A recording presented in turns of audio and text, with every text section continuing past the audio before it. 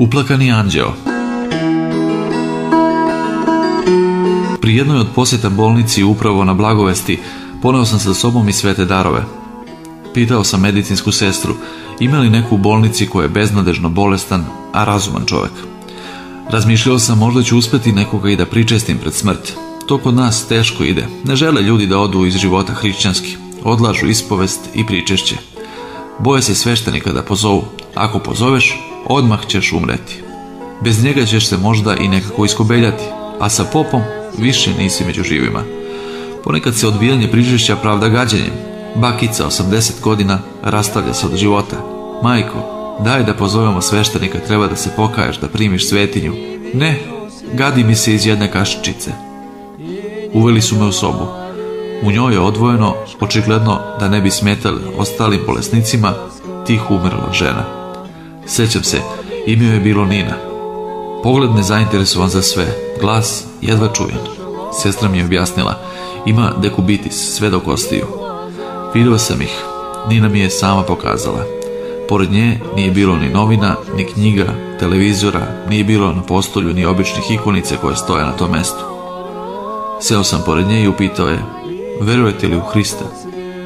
Rekla je da je mnogo slušala o njemu, ali da konkretno ništa ne zna. Pričao sam joj o Hristu. O njegovoj ljubavi prema čoveku, o crkvi koju je on osnovao i za koju je umro. Pažljivo me je saslušala i kada sam upitao da li želi da primi sveto pričešće, a nisam mogao da odlažem sa predlogom, pošto niko nije znao da li će doživjeti sutrašnji dan, Nina je pristala. Ona se zaista pokajala kako je mogla i naravno pričestila se.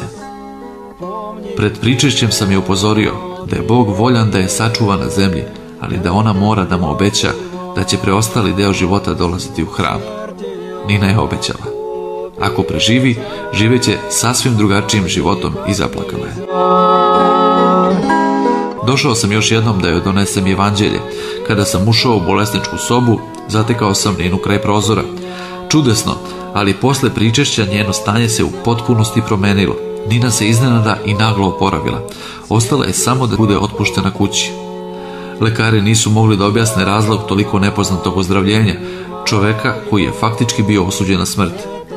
Pred njihovim očima desilo se pravo čudo. Smrt priđot pod kosi, put zemnoj propao. Od tog vremena često sam sretao Ninu u selu, ali je nijednom nisam video u hramu. Podsjetio sam je na obećanje koje je dala pred pričešće, ali ona svaki put imala razlog zašto do tada nije imala vremena da uđe u hram. Gotovo cele godine Nina mi je pričala o svojim poslovima na dači. Imam 3 muškaraca, treba ih sve nahraniti, trudim se. Gde god bi se sreli, Nina me je bučno pozdravljala. Podsjećao sam je na njene reči sa samrtnog odra. Zar ti ne razumeš da ćeš umreti ako ne ispuniš obećanje? Nina se na moje reči uvek nekako šalila, dok mi jednom, u kasnu jesen, nije rekla odlučno: ja nikada neću doći kod tebe u hram. Zar to nisi shvatio do sad? Ne verujem ni u tebe, ni u tvog Hrista. Prihodi prokoži, posjeti moj prav. Ne znam kako sada živi Nina i da li je još živa, ali je od tada nisam sreo u selu. Nikada više.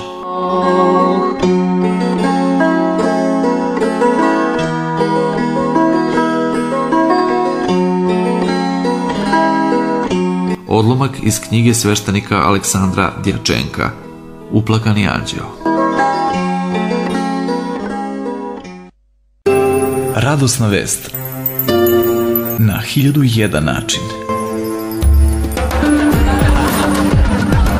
Pravoslavna internet prezentacija pouke.org.